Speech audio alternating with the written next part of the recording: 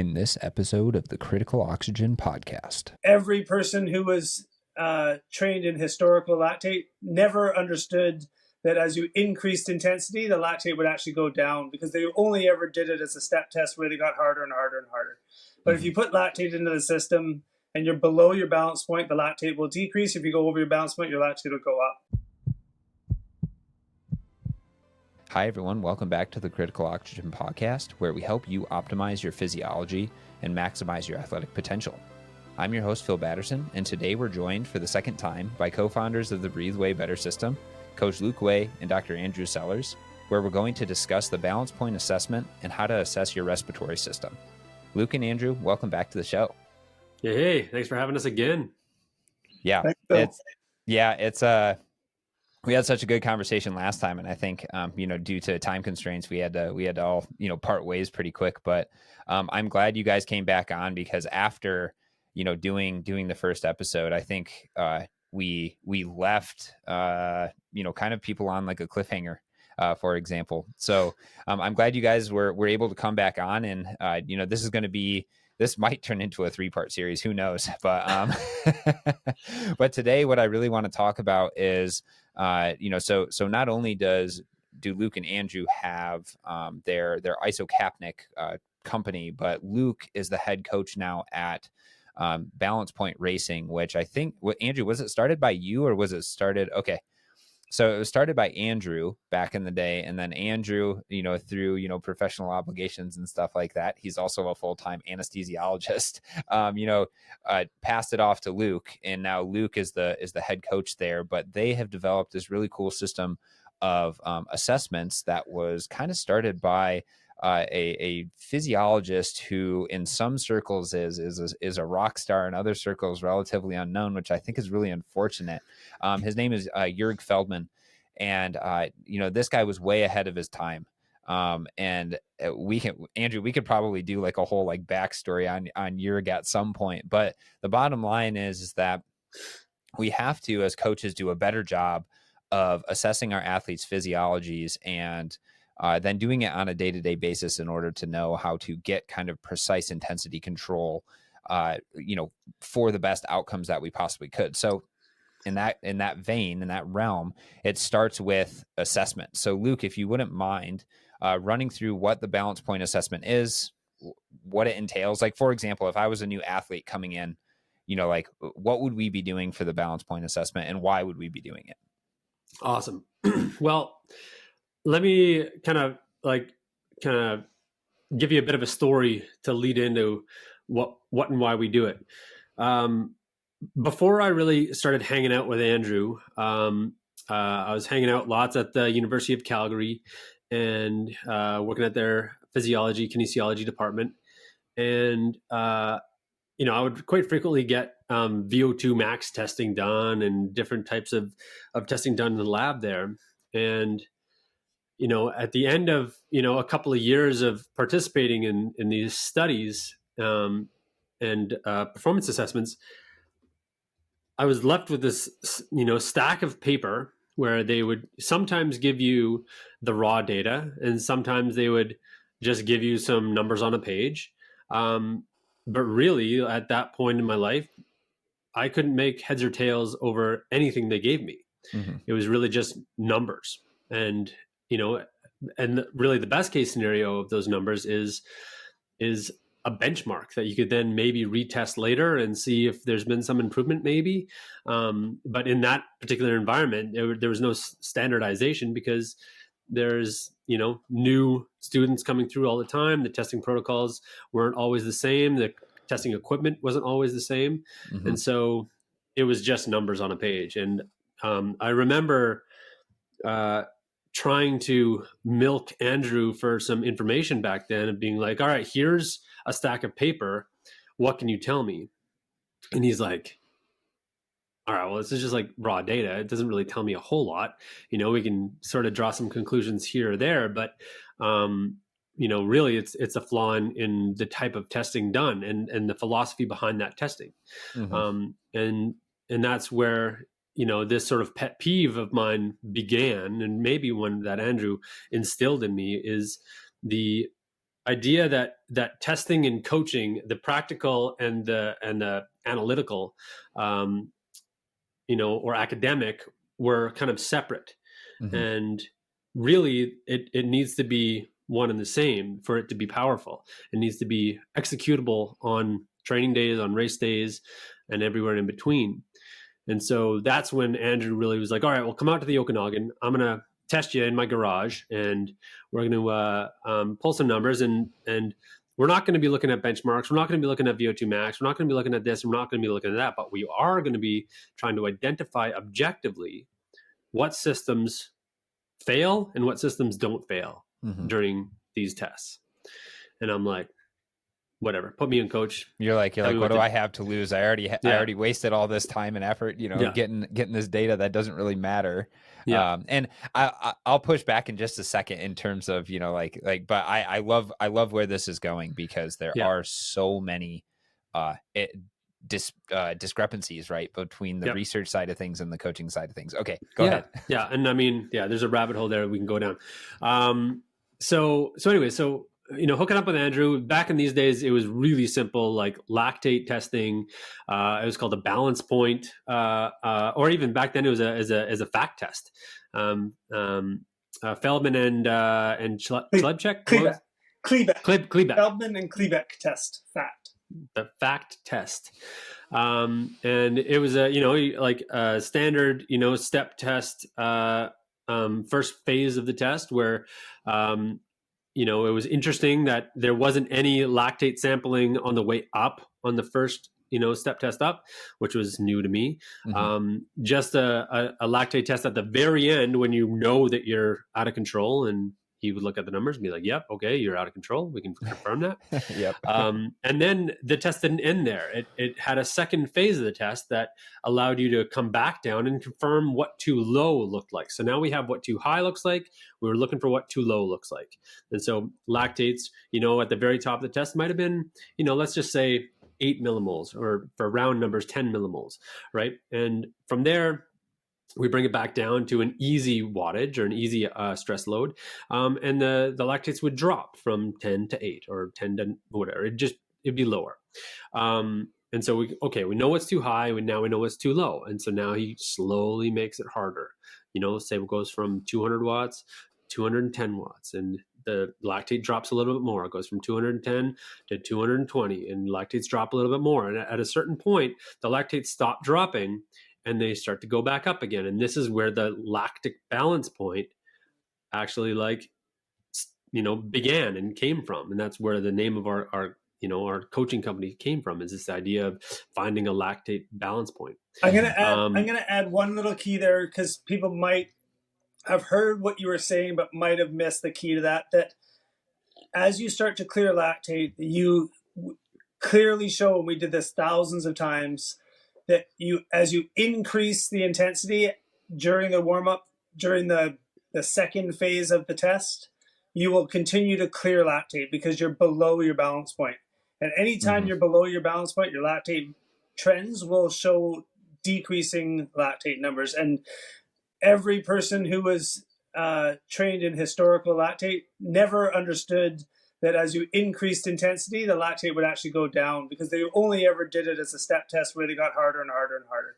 But if you put lactate into the system and you're below your balance point, the lactate will decrease. If you go over your balance point, your lactate will go up. And that the MLSS is based on that same theory. It's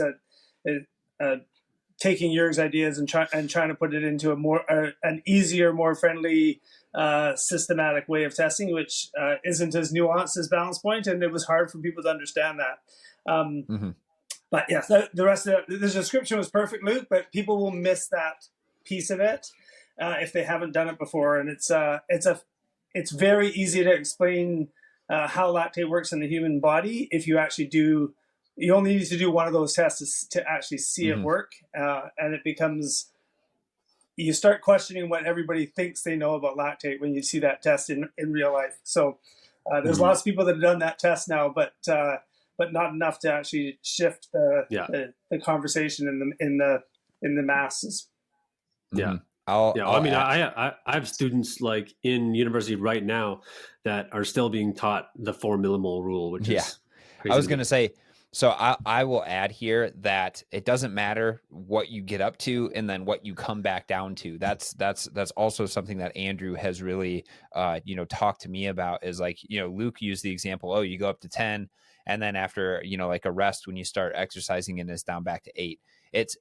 You're not looking at the absolute numbers, you're looking at the trends in the response to lactate. And Yep. if we think about what is actually driving blood lactate, because this is something that we also have to understand. You're taking blood or plasma, most likely whole blood, and you're measuring how much lactate is within the blood. So I made a post on my story about this a little while ago. All blood lactate is telling us is how much is in the blood at the time. It's not telling us where it's coming from. We just know that it's either it's the balance between where it's coming from and how much is being used.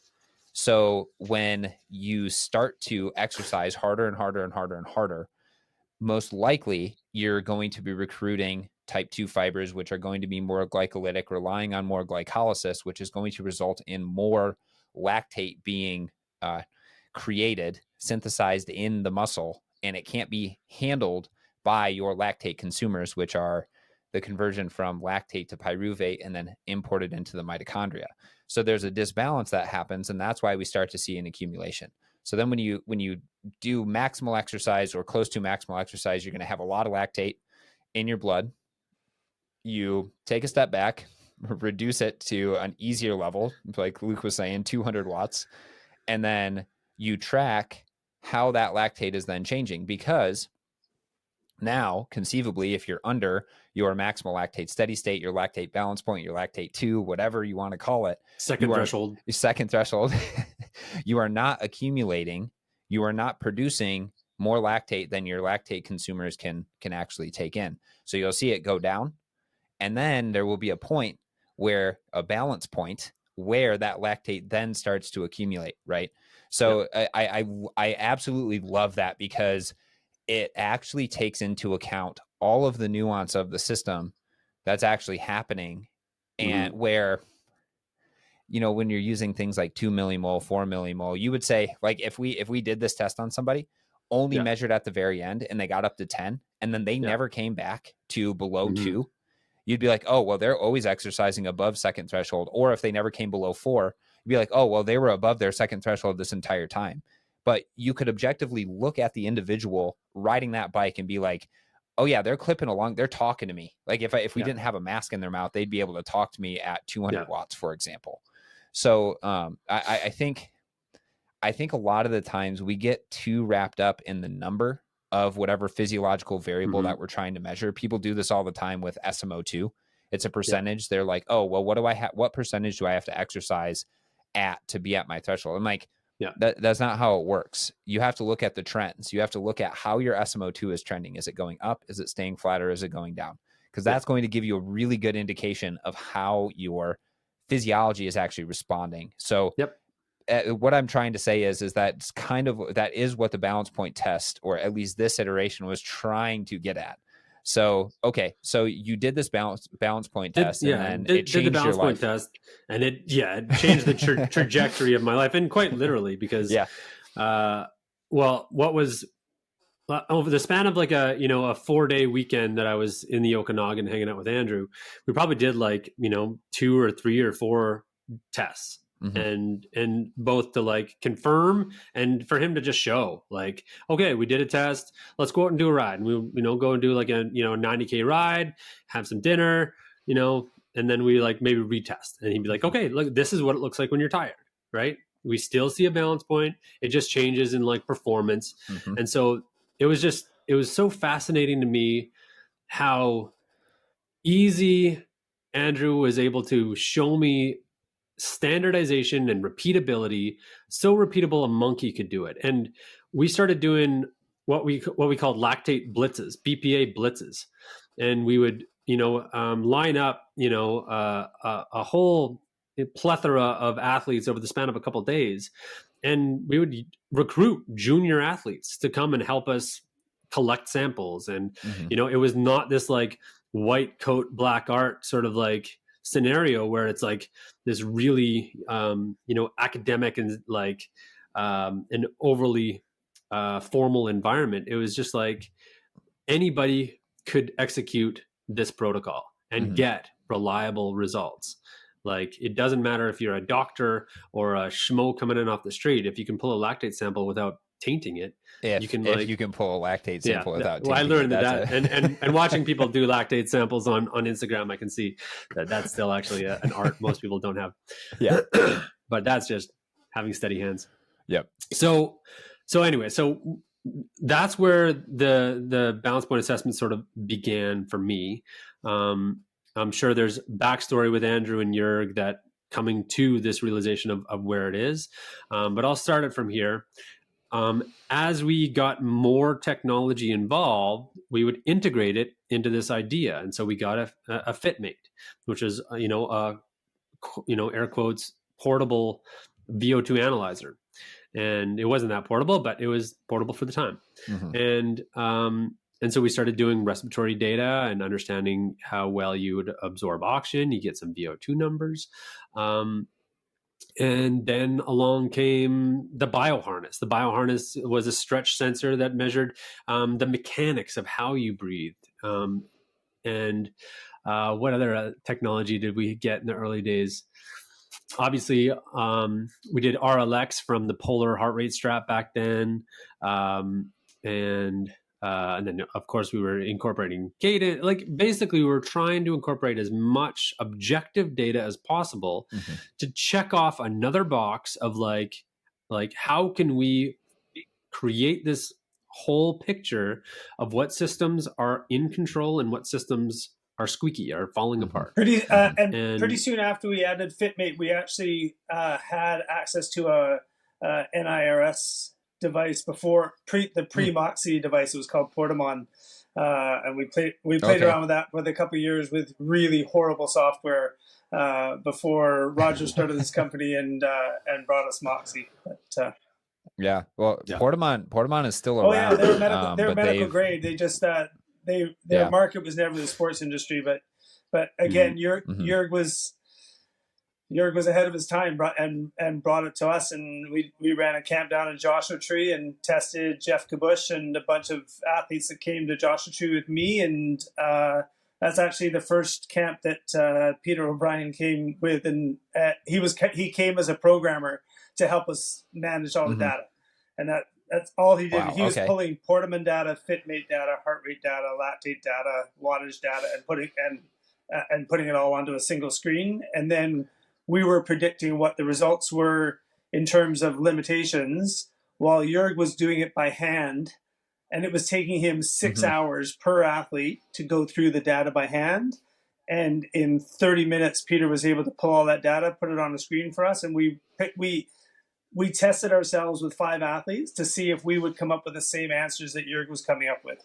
And we hit 1,000 on that one, and that's what changed the view of going forward. So that really became the next phase of the balance point test, was incorporating all the data. It started as a lactate balance point, and then it became a global balance point of all the different systems and where those different balances were.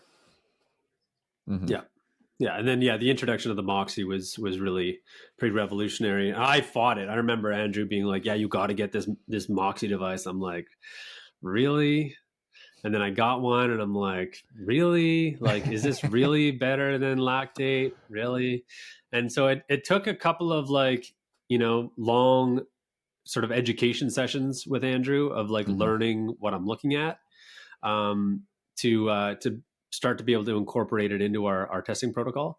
And once that clicked, we converted the balance point style, step test with a balance point phase to a 515 testing protocol. And the 515 testing protocol for us is ideal because our demographic is typically endurance athletes that are reasonably well trained, if not very well trained.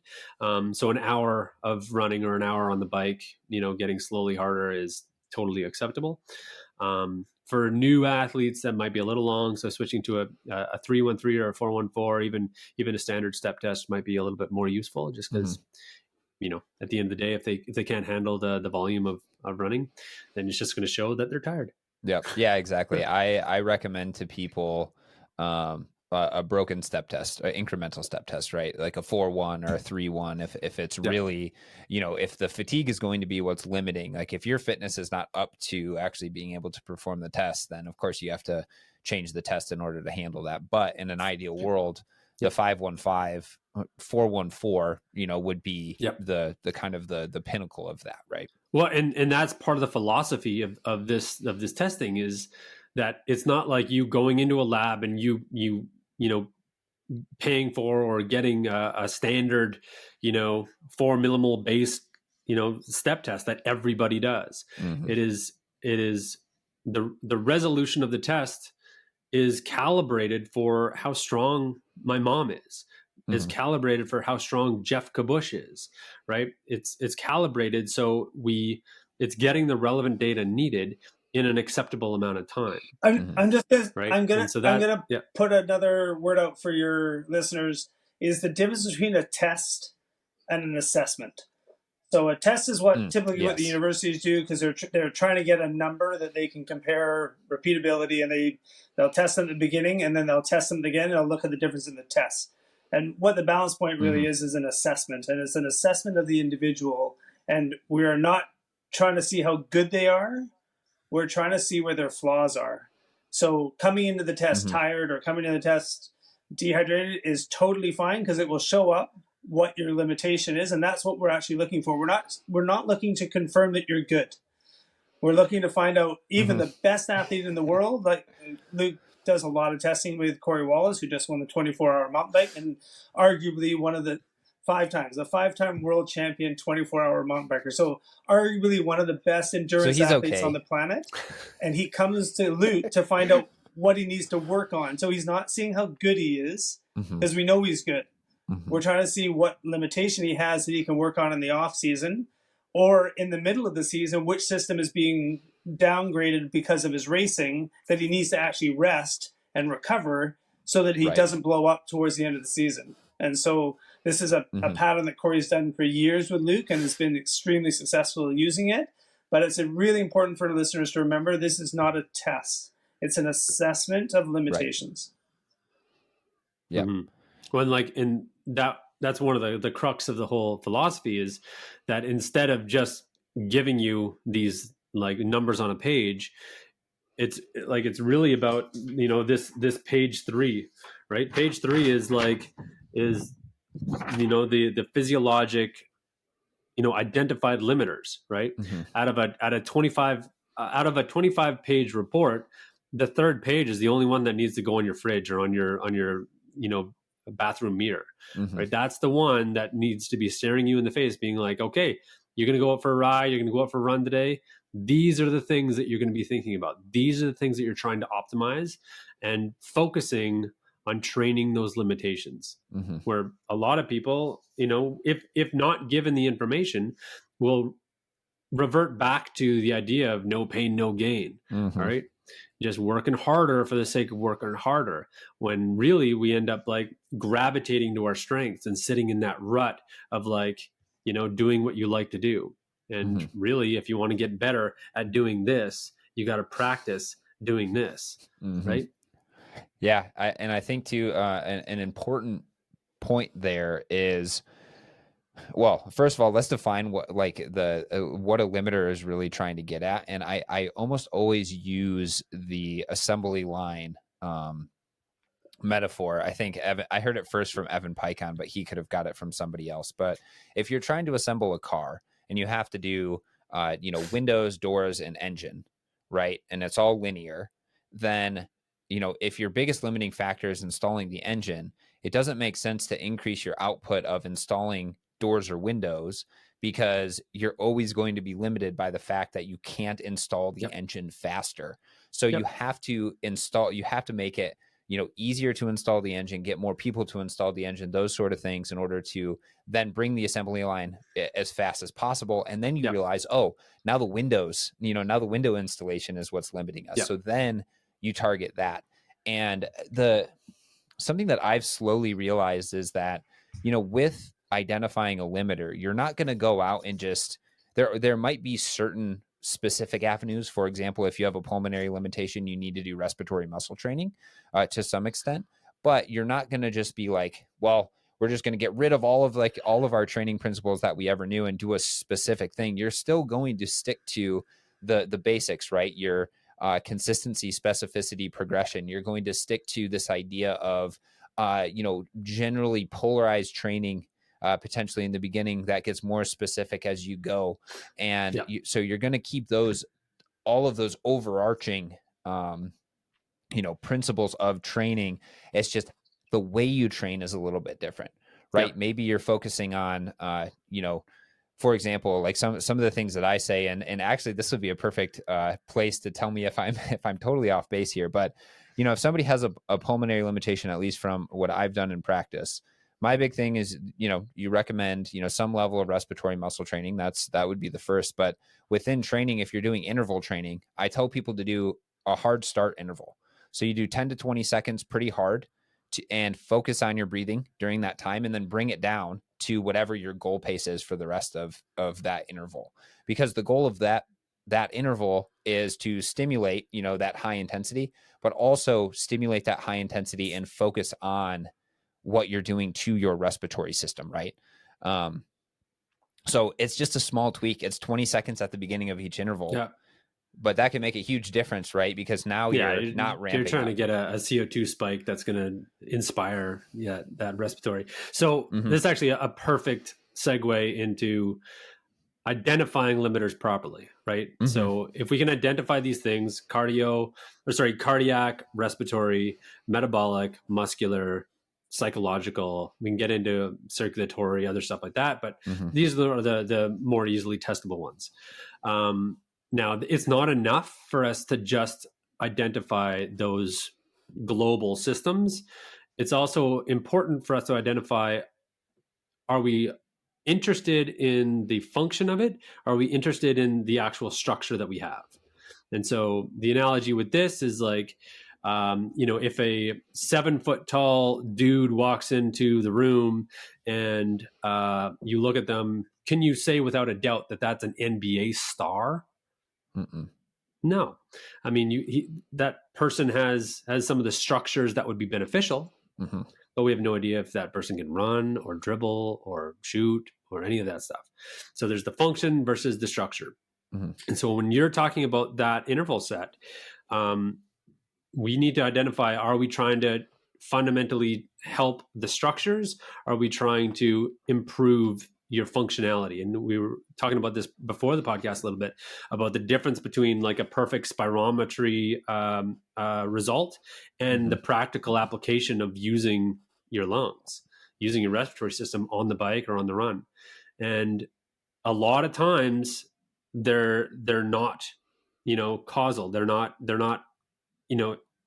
related in the way that we hope they would be, right? You can have an amazing spirometry result, but it's very common for me to have somebody that does really well with spirometry, and then you get them on the bike on a VO2 master, and they're really only using like 30 or 40%, and it still shows their lack of their respiratory system. Just as a reminder for people that don't know what spirometry is, taken as it's given a value that we use a handheld one that is super easy to use, and there's lots of those on the market.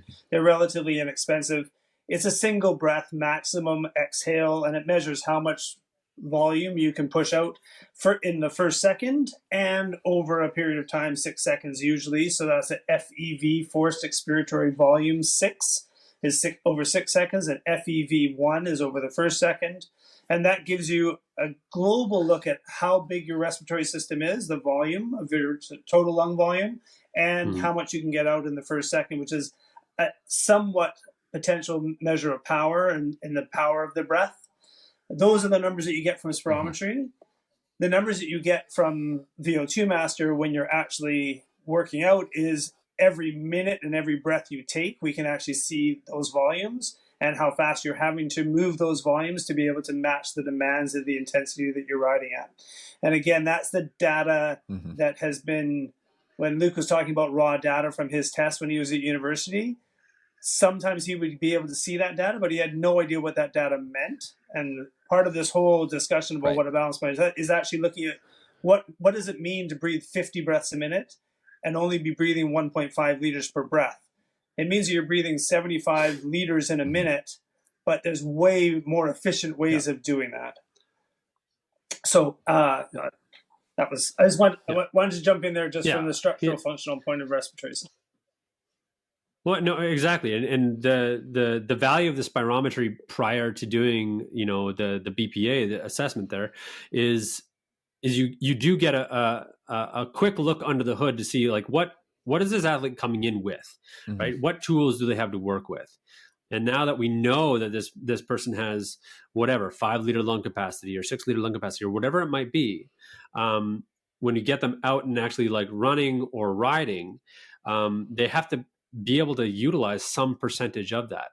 And from the research that we've done, and confirming that with research that other physiologists like Daniel Crumbach have shown, is that there's like a 70% mark of your FEV1 that you should be able to average throughout a test. You should be able to average 70% of your FEV1 for a whole hour-long test. That might mean that you start out a little bit below that, but that also means that you can exceed it towards the harder end of the test. So knowing those spirometry numbers beforehand gives us a little bit of a roadmap of what we can expect from the system down the road. Yeah, I think it's a really good place to start, right? You need to know what the, like you were saying, like what the structure and what the normal. So in a sense, you guys are you know, you're doing a bit of a test, right? And then you're assessing how well somebody actually stands up to whatever it is that, you know, you're measuring in that. The spirometry result would right? be a somewhat of an indication of the structure, right? So your total lung volume is really quite heavily dependent on how tall you are. So how long your rib cage is and how big that pyramid is that you're breathing into. And the FEV1 gives us a little bit of the functional ability over a single breath of how fast you can move that air out through the first second. But the true functional test is actually during the sport that you're going to be competing in, whether it's running or cycling or field sports.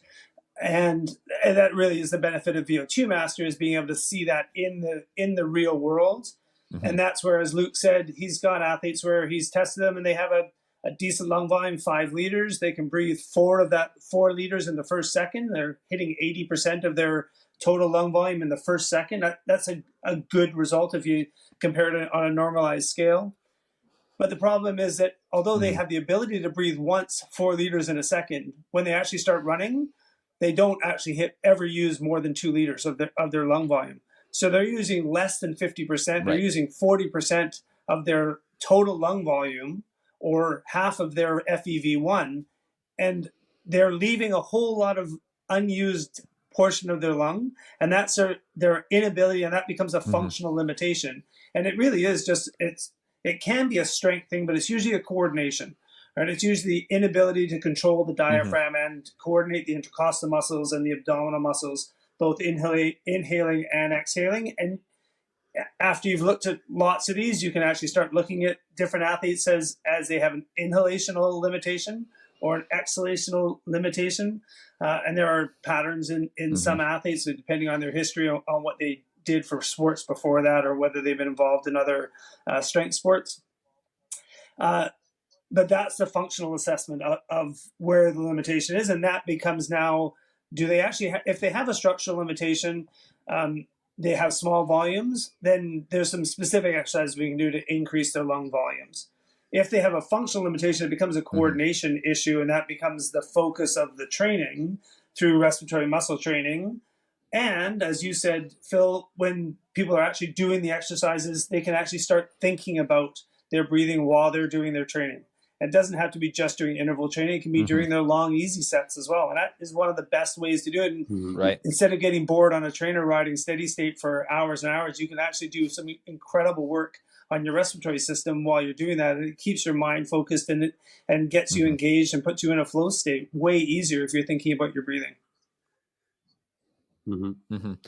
Yeah, that's actually interesting that you mentioned that, because when I used to do a lot of running, some of my best days where it was just like, okay, focus on 2 breaths in, or 1 breath Two in steps per to 2 breathe in, steps. 2 steps to breathe out. Yeah. Yeah, exactly. And I can't even remember where that came up, but that was like, way back in the day, where it's just like, oh yeah, that's the optimal, sort of breathing thing.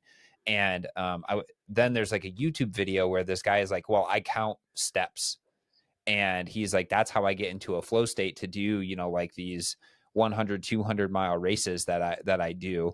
And, so and there's something, magical kind of about like counting or doing something that's just like repeated over time. So if you're looking to try to, not trick your brain, but just get yourself into, that flow state a little bit easier, especially during like the long workouts that you do in the winter on a trainer or on a treadmill or something like that, they can get pretty grueling, right? So, maybe try, that sort of stuff. Maybe try the 1 breath in per 2 steps, 1 breath out per 2 steps. So that's that just pattern see. is And actually it's not optimal. really fast breathing. That is, but yeah. So if you think about that's okay. If you think about a cadence of 90 RPM, then 2 steps in, 2 steps out gives you 45 breaths a minute. And for most people, that'll actually be close to their 10K race pace, their faster tempo running. The challenge really at a sustainable long, like a LSD intensity, is actually to breathe as long as you can. So more like 4 and 4, 6 and 6, 8 and 8. And now you're breathing 10 breaths a minute or 12 breaths a minute, which is, for most people, is about half as often as they would typically breathe during their easy riding. Most people will settle into a pattern of 20 to 25 breaths a minute. But you can, with control, pull it down to 10 or 12. And our good athletes can actually pull it down to 8. And all of a sudden, you're breathing the same rate as you do at a resting level. You're just using a bigger volume. So you're still having to move the same amount of air as you were when you were breathing 20 breaths a minute, but you're doing it with half as many breaths. So you're literally taking twice as big a breath to maintain your carbon dioxide levels. And that training alone will go a long way to helping develop better respiratory control, increasing your lung volumes, and giving you better coordination and actually strengthening your diaphragm. Because the longer you hold that contraction and the slower the eccentric relaxation of the diaphragm gives you actually strength of the diaphragm. Yep. Yeah, and staving off the metabo reflex, right? Right. Yeah, exactly. Which like for people that don't remember or haven't heard that word before, is you can be, as strong as an ox, muscularly, but if you are exposed with your respiratory system at all during racing or during an interval, your body will protect itself. It'll protect its vital organs to keep you alive. It'll prioritize blood from the limbs, the working limbs, to keep the lungs going. And so it doesn't matter how strong your legs are and how much wattage you should be able to produce. If your lungs become exposed, then your legs will be deprived of what they need to deliver. Here's a question, and I haven't been able to figure out a good physiological answer for it quite yet. But there's individuals, I've done tons and tons and tons of VO2 max tests. I'm that guy who's just doing the tests, right? But and I don't know what the actual like ratio is, but there's people who are like, oh my gosh, my lungs were burning so bad at the end of that test, versus, oh my gosh, my legs were burning so bad at the end of that test. Is there a relationship to respiratory limitation versus non, for one or the other? So I think if you listen to athletes and you talk to them, they will give you really good insights into their own limitations. So when someone says, my lungs were burning, I felt like my legs could keep going, my legs are burning, there's a really good chance if you actually looked at their data, if you were collecting data for it and you look at the data, it's going to show some key metrics that will actually confirm the fact that they actually were pushing the respiratory system. And most of those people who say their lungs are burning have really turbulent airflow. It's from really high rate of, usually a high rate of breathing. And so they're moving air very quickly in and out and reversing flow back and forth. And that turbulent air causes damage to the alveoli and damage to the inside tract of the respiratory system and causes inflammation. And it makes them feel clogged. It mimics asthma, and this is the cause of a lot of people's diagnosis of exercise-induced asthma. It is the end result of turbulent airflow, not because of physiologic causes of asthma, which is tightening of the airways and thickening and mucus production. Those are all that happens in the lungs naturally if you force turbulent air down into the lungs. So you can fix most people's exercise-induced asthma by teaching them to breathe smoothly and more controlled and slowing down their breathing by using their diaphragm and controlling that airflow in and out. So yeah, I think you're right. There are people that'll tell you they can feel their limitation is their legs, or they can feel their limitation is their lungs, or they can feel my heart feels like it's going to explode out of my chest. I didn't even feel like I was breathing that hard, but my heart felt like I thought it was going to explode. Like, yeah, okay. Your heart was going 190, and you really weren't pushing that. You weren't pushing that hard. You're a 6 foot tall guy with huge lungs. You actually don't have a respiratory limitation. You have a purely cardiac limitation. Like that's what it feels like when your heart is. And the same metabolic reflex happens with the heart. If you push the heart towards its limit in terms of high heart rates, it will shut down peripheral systems, and interestingly enough, it'll lead to lactate climbing because it's actually recruiting less muscles, and so the muscles that are left to work will actually produce more lactate. So again, it's a cause. It can be a cause of a lactate climb is actually a cardiac limitation. So, yeah,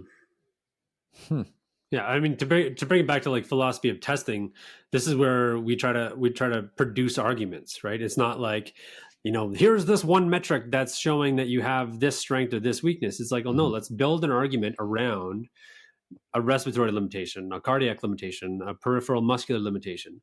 How many metrics can we get to line up that are pointing in this direction?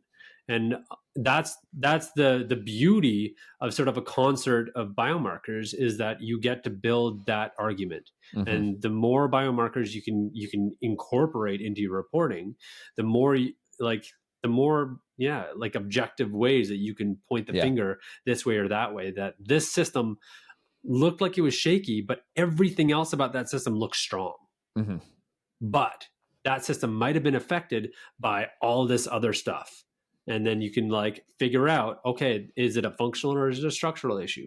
And then you have clear, concise ideas that tomorrow when you're on the bike, you are going to be functionally improving your cardiac system in this way. Right? It becomes very I don't know. What I try to describe to people is that my job as a coach becomes very easy. I'm not guessing. I'm not issuing you a 6-week program to whatever. It's exactly what your system is telling me it needs. There's no guesswork. It's just like, here, go and make your heart stronger. Yeah, you're changing the outcome goals, which I think a lot of coaches still focus on because of maybe being ill-equipped, to do this sort of physiological assessment and those sort of things. But that's the great thing about this podcast, is that we get to help introduce that sort of stuff to people. And you're changing. Ultimately we want to close that gap between academic physiology and practical coaching. Right. And that time is coming, and it's super exciting that, I've worked with, national programs and stuff like that in the past, and there is this this break between that physiology and practical coaching. It's almost like they have a budget. It is actually that they have a budget line on a yearly basis to do testing. And they get the testing done because it's on the budget. And at the end of the day, the coach is just like, all right, thank you, out the window. Yeah. Right. I'm gonna continue with my program because that's what I know how to do. Yeah. When really, like, we can pair these things up and change dramatically how you execute this next track session, how you execute this next hill repeat session. Yeah. Yeah. Right? And to make it that makes it easier for the athlete, right? Because then it's a process goal. You say, okay, well, you know, athletes they're used to looking at whatever it is on the schedule and then going and doing it. But now it's like, okay, within that actual session, this is what I want you to focus on. And it just, I think it makes the journey a lot more enjoyable, as opposed to just doing like, oh, well, let's go do this repeat testing that we can't really take too much of it, other than, oh, your VO2 max got better, your second threshold got better, your economy might have gotten better, but it doesn't answer the question, well, what were you doing within your training sessions that actually made that get better? And that I wanted to touch on this a long time ago, but that's exactly where what I'm finding is this rift between researchers and then really good coaches, like and I'm trying to bridge that gap by like I was telling you guys, doing like the Moxie Trainalized assessment and giving people the accessibility of physiology testing, and not only just getting those like performance variables, right, which I think everybody associates, like researchers especially. There's so many papers written about the best predictors of performance, and I think as we speak, we just published the first of a series of predictors of performance, but it's combination of VO2 max, where your second threshold is occurring, and economy that is going to best predict performance. But the problem with that, again, is that, you know, you're basing it off of ideal testing situations. I would argue the biggest limitation of that predictor is it doesn't tell you how to get better. So it tells you it can tell me what my performance is going to be, and that's great. Now tell me how to train to make that better. And it doesn't tell me. So that it's a perfect example, because if my efficiency is really bad, then I clearly need to work on my efficiency. But you haven't told me, is that a cadence problem or a stride length problem? So a good coach will tell me, like, you have great cadence, but you don't have the stride length. So clearly you need to work on a better stride for your running. Like, okay. So then he's going to test me, and I'm hoping he's going to test me on a track, and he's going to count how many strides I took on a 400-meter track and say, well, last week you were taking 200 strides, and now you're taking 180. You're 20 strides further ahead of the same cadence. You're going to be faster. That's exactly what we're talking about with respiratory or cardiac. If Luke says your cardiac system is limiting by the size of your heart, I'm going to give you specific training to make your heart bigger. And when you come back in 3 weeks, 4 weeks, 6 weeks, I'm going to test you again. And my prediction is if the training's working, your heart rate will be lower at exactly the same wattage. So when we do this test at 200 watts, your heart rate is going to be 130. Right now it's 150. And if I'm right, it's going to be moving from 150 towards 130. If I'm wrong, either I predicted my assessment was wrong, or the training that I recommended wasn't right, then we need to change the program. And that is the difference between a great coach who's using assessments appropriately versus someone who's guessing. They're waiting till the race to see whether the guy actually got any better. And Luke's actually assessing them day to day to see whether the implementation of the program is actually causing the changes to the limitations. And that's the difference between what's happening at the universities when they're giving results and what's happening with a coach who's using assessments to actually coach his athletes. Right. So I think it's multi-tiered, right? And I think we can build on that. We can say, okay, well, I think the value of, say, like a step test can still be given to people because it gives you tests. It tells you, like, okay, well, we don't need to test you to know that you're good, right? But we can say, okay, well, it seems like your economy or your efficiency may be lacking, or your second threshold might be a little bit too low. So then you can kind of start to take ideas and say, okay, well, maybe we need to start doing a little bit more second threshold training. And then you can further break it down to, okay, well, based on this assessment, these are what your zones should be. It's everything is an estimate. I also want to remind people of that, because it depends on if you're going into an assessment or testing day, fully recovered, or if you're in the middle of a block, or if it's after a 4-hour training session or other things like that. And that's another thing that I think people don't take into consideration, is this idea that on any given day, your body is going to be responding differently based on all the stress and fatigue. If you ate enough carbs, if you didn't eat enough food throughout the day, but leading up to it and all of that. So you can get an estimate of where your zones are, which is going to dictate intensity. And again, this is all very high level stuff, right? And then from there you can get like, say, carbohydrate oxidation, right? If you're measuring your oxygen and your CO2, or using other models that would simulate something like that. But so that's the second layer. I think it's like, if we talk about going backwards in terms of like the top of the point is like your performance variables. They just kind of tell you what your performance is. The next slice is your zoning, and that's super important, because right now we're running into people who are like, oh yeah, I just take 220 minus my age and then I go 10% down. And you're just like, I guess it's better than nothing, but but maybe not. Yeah, but maybe not. So you can get your individualized zones based on the training response that happens during that assessment.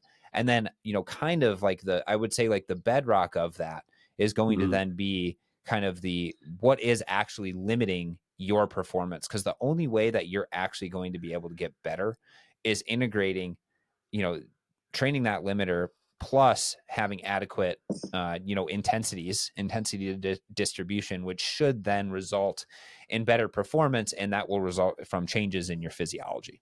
Yeah. Yeah.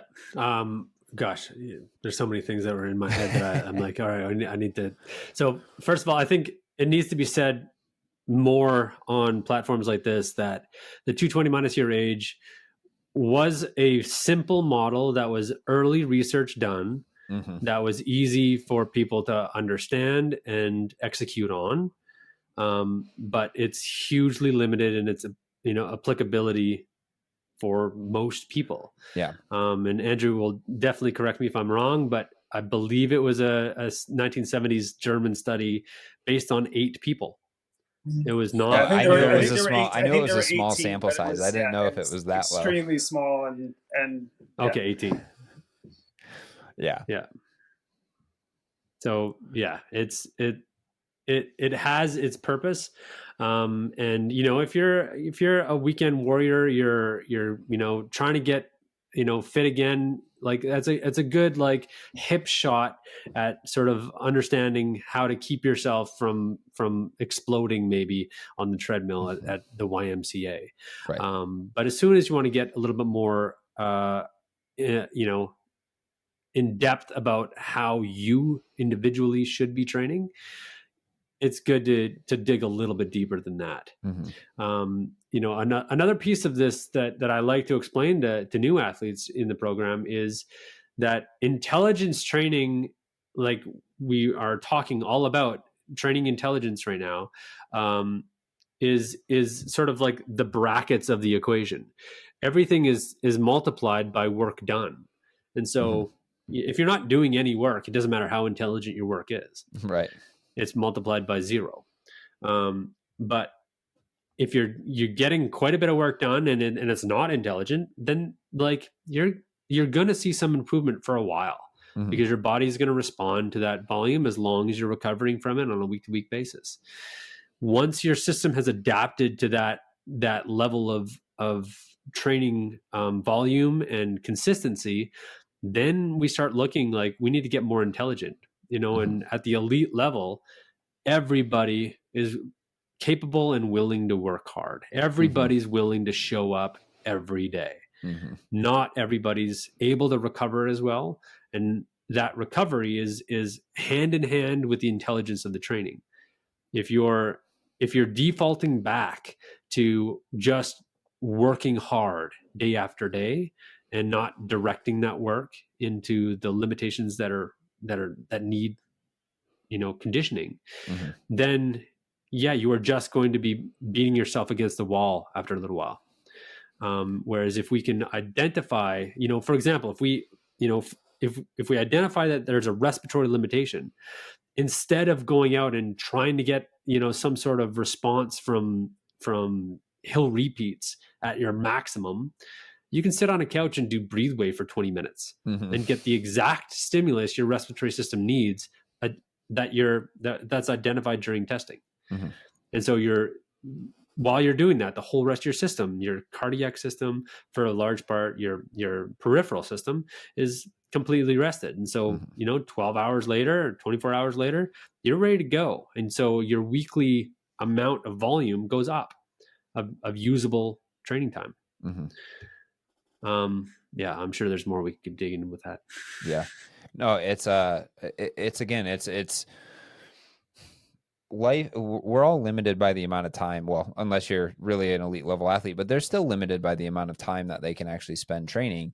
But for us mere mortals with a full-time job, with a family, with other things like that, the time we spend training is a premium, and we need to get the most out of that training. And I think that's something that we underappreciate, because what we try to do is we try to look at what the elites are doing, and then we have an unrealistic goal of where I should be, because I need to try to get to where the elites need to, where the elites are, right? So for Ironman athletes, right, that could be like 30 hours a week of training, which is like a lot of training.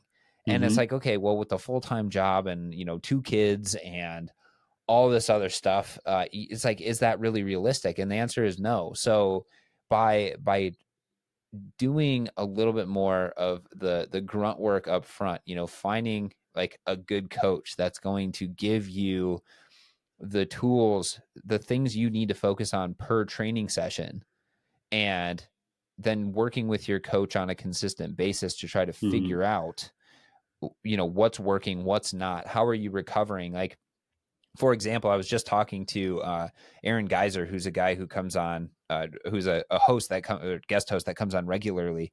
And we were talking offline, and I was like, yeah, man, like I start off, like the first 3 days of my week for training, I have been great lately. Like, get a nice like zone 2 workout in on Monday, do something like, like a tempo to VO2 max workout on Tuesday. Wednesday we'll go like kind of easy in the morning and then do, like some runs. But towards the tail end of the week, I'm feeling my legs are tired, like I'm, being like, oh, I don't know if I'm going to get there. And he's like, well, what do you do? Like, are you changing any of like your eating habits? Are you changing your sleeping habits? Are you doing anything like that throughout the week that is then, creating this, basically decrease in fitness towards the end of the week? And, maybe it could simply be like, oh, maybe you're over prescribing intensity, throughout the week, especially early on. But those aren't things that I think a lot of us as athletes are really thinking about, unless you have a coach to look at it from another lens. So that was a little bit of a digression, but I love this conversation, because I think, like the balance point racing, and we barely talked about, like respiratory muscle training. So if we want to spend, probably like 5-10 minutes here, if you guys have the time to do it, we could talk about that a little bit. I mean, well, there's what was I going to say about? Oh yeah, so I wanted to touch on clearly setting goals for sessions and weeks of training, because clearly laying out your goals of what you want to achieve is so important, and being honest with that, right? There's, it's not infrequent that I'll do testing on athletes and prescribe for them, training that's going to isolate their limitations. Then you start digging into like, okay, when can we do that training? And they're like, well, I have, this ride on Tuesday, and I have this ride on Thursday, the ride on Tuesday, I'm meeting my friend for hills every week. And then on Thursday, I'm meeting the group, and it's a hammer fest. And I'm like, okay, well, like, how are we going to fit in this actual training? And at the end of the day, this particular athlete I'm thinking of, it was more important that they get to go out every week and rip their friends' legs off. That's the goal. And so as long as we discuss that, I'm on board. Yeah. right? Then the goal isn't training. The goal isn't getting better week over week. It is social. You want to go out and hang with your friends and do your thing. And that I commend. That is amazing. But be honest that's the goal. Yeah, you can't be disappointed if if your goal is to be social, you can't be disappointed when your performance isn't living up to those expectations, because you're not changing. Yeah, and that, I'm not trying to say that you either have to be social or you have to train. Yeah. Because I have a very strong, robust group of young male athletes, elite athletes here in town. And they are immensely social. They hang out with each other all the time, but their training objectives are clear. Mm-hmm. When they're going out and they're doing rides together, they're doing runs together, they can ride as a group, but be working on individual things on that ride together. Mm-hmm. And so they're checking off the boxes of this particular athlete is working on respiratory challenges. This one is doing low cadence, high tension work to work on, cardiac stroke volume. This other Mm-hmm. athlete is working on cadence to in aero to get better at holding, their Ironman, stability in aero position. There's ways that you can identify and make the most of the training sessions, Mm-hmm. if that's the goal. Mm-hmm. And then you were talking a little bit about integrating step testing into everyday training, and that's exactly what we do. For the elite guys, for sure, at least once a week, they're doing a step test usually on the bike, because it's easy. Most of the guys have a watt trainer, and every Monday they're gonna hop on in the morning and see what their numbers are. And so, for example, they might start at like 100 watts and then go up by 40 watts until their balance point heart rate, and all they're looking at is at the given locked off wattage, the erg watts, what their heart rate yields at the end of every step. Mm-hmm. And if their heart rates are higher and they feel bad, and like the arguments are like, yeah, I'm beat up, Mm-hmm. perfect. Now we know that you need more rest. Yeah. And so then if that's the case, we'll take the rest of the day easy or off and maybe retest, on the Tuesday. Yep. And if they're still beat up, then we have good data to support that they need a week. Mm-hmm. Yeah. But if their numbers love that. If their numbers are great, right? They've gotten through the weekend volume. They show up on Monday. They've executed their volume appropriately, so they've gotten the recovery they need. They've gotten the sleep they need, and their test on Monday is nominally better, and that's what we want. We don't want these like dramatic, sexy results of like 30 watts stronger. You're not going to see that, and that's not sustainable. We just want to see that your heart rate at step 2 was 2 beats lower. Mm-hmm. You're showing slight improvements, slight stability, and it's not going to be every single week, and it's not going to be the entire performance line on the graph. Right. But we're trying to find, is your system adapting to the training and accepting it well? Mm-hmm. And that's like, it doesn't matter what I have planned for the week. If their body's not ready to accept it, listen to it. Yeah, I think, just from a practical perspective, I think that's probably something I'm going to start implementing. And Andrew, we talked about that, doing something similar to this way back, last year in Kona. Is, could you use, a Moxie heart rate monitor and power meter and do a step test every Monday? You don't have to go to max. You just have to go, like above whatever your threshold is. Or you unless just you're get planning close to a high it, really. intensity training And session, then, you want to see if that system is ready. Yeah, most of the training you're going to be doing, especially for endurance sports, is at lower intensities anyway. That's where you want to see that system is ready to accept the load. And I think Luke gave a perfect example of that. And that is the value of a very simple step test. It doesn't have to be a 5-on-5. You don't have to be loaded up with a ton of data points. Mm-hmm. You just need a couple pieces to give your subjective feelings on how the step test feels, a little bit of data behind it. I think you're totally right. Mm-hmm. Between wattage, heart rate, and if you do have access to a Moxie, I think those three would give you plenty of information to tell you whether you're ready or not. Yep. Well, yeah. Yeah. With Moxie, like, with Brock, for example, we barely need to step test anymore.